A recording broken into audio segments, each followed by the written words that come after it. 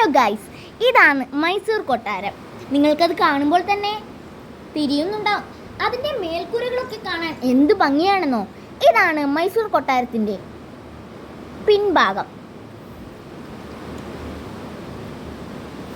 നമ്മൾ അവിടെ നിന്ന് കുറേ ഫോട്ടോസൊക്കെ എടുത്തിട്ടുണ്ടായിരുന്നു. അവിടെ ധാരാളം സ്ഥലം വിശാലമായി കിടക്കുന്നുണ്ടായിരുന്നു.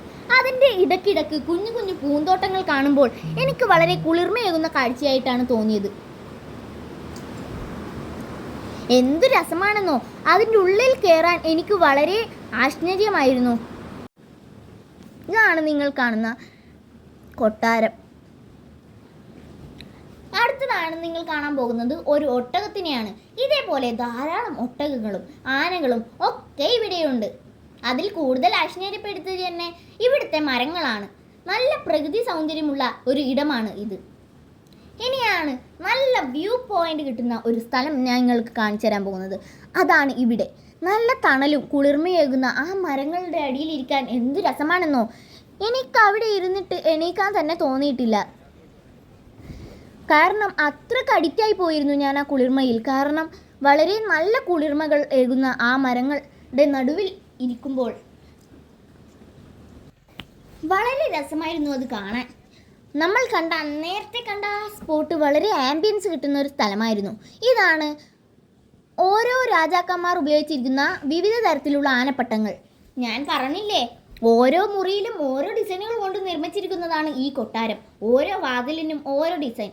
ആ കൂട്ടത്തിൽ ഏറ്റവും ഇഷ്ടപ്പെട്ടതാണ് എനിക്ക് ഈ ഡിസൈൻ. ലൈറ്റുകളൊക്കെ കത്തിച്ച് രാത്രി വന്ന് കാണാൻ എന്ത് ഭംഗിയാണെന്നോ. അതിൽ ഞാൻ തന്നെ വിസ്മരിച്ചു പോയിരുന്നു. ഇപ്പോൾ നിങ്ങൾക്ക് കാണുമ്പോൾ തന്നെ, ഈ ഫോണിലേക്കൂടെ കാണുമ്പോൾ തന്നെ നമുക്ക് ഇതിൻ്റെ ഭംഗി ഏകദേശം പിടികെട്ടി കാണും. അപ്പോൾ നമ്മൾ നേരിട്ട് വന്നാലോ, എന്ത് രസമായിരിക്കും അല്ലേ? ഇതേപോലെ വിവിധ തരത്തിലുള്ള പഴയ പുരാണ സാധനങ്ങൾ ഇവിടെയുണ്ട്. ഇതാണ് ഞാൻ പറഞ്ഞ വാതിലിൻ്റെ ഡിസൈൻ. ധാരാളം ചിത്രങ്ങളും നമുക്ക് മനസ്സിലാക്കാൻ വേണ്ടിയുള്ള എഴുത്തുകളും ഇവിടെയുണ്ട്.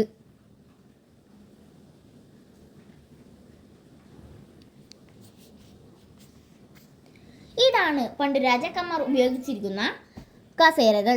ഓരോ കസേരകൾക്കും ഓരോ ഡിസൈനുകളും ഓരോ വലിപ്പവും ചെറുപ്പവുമാണ് ഉള്ളത്.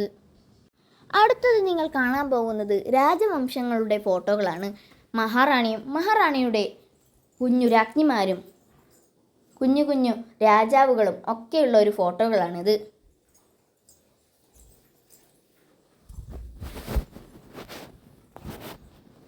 ഇതാണ് നമ്മുടെ പിൽക്കാലം ഭരിച്ചിരുന്ന രാജാവ്. ആ രാജാവിൻ്റെ രാജ്ഞിയാണ് നമ്മൾ മുമ്പേ കണ്ടത്. ഇങ്ങനെ ഓരോരോ ഫോട്ടോകളും അതിൻ്റെ അടിയിൽ എഴുത്തും നമുക്ക് മനസ്സിലാക്കാൻ തന്നിരുന്നു.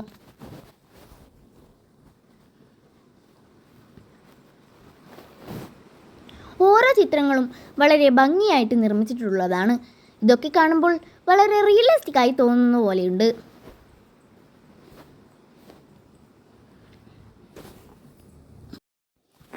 ഇനി ഒരു കൊച്ചു വിവരണം ഞാൻ മൈസൂർ കൊട്ടാരത്തെ പറ്റി പറയാം.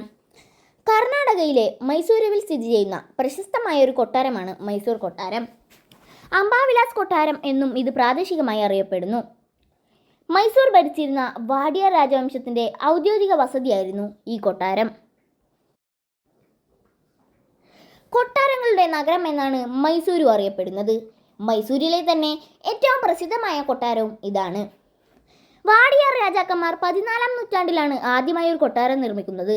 എന്നാൽ ഇത് പിൽക്കാലത്ത് പലവട്ടം തകർക്കപ്പെടുകയും പുനർനിർമ്മിക്കപ്പെടുകയും ഉണ്ടായി. നാം ഇന്ന് കാണുന്ന കൊട്ടാരത്തിൻ്റെ നിർമ്മാണം 1897 ആരംഭിക്കുന്നത്. 1912 ഇതിൻ്റെ പണി പൂർത്തിയായി. 1940 ഈ കൊട്ടാരം വീണ്ടും വിസ്തൃതമാക്കുകയുണ്ടായി. ഇന്ന് ഇന്ത്യയിലെ ഒരു പ്രധാന വിനോദസഞ്ചാര കേന്ദ്രമാണ് മൈസൂർ കൊട്ടാരം. പ്രതിവർഷം 27 ലക്ഷത്തോളം സഞ്ചാരികൾ ഈ കൊട്ടാരം സന്ദർശിക്കുന്നുണ്ട് എന്നാണ് കണക്കാക്കുന്നത്.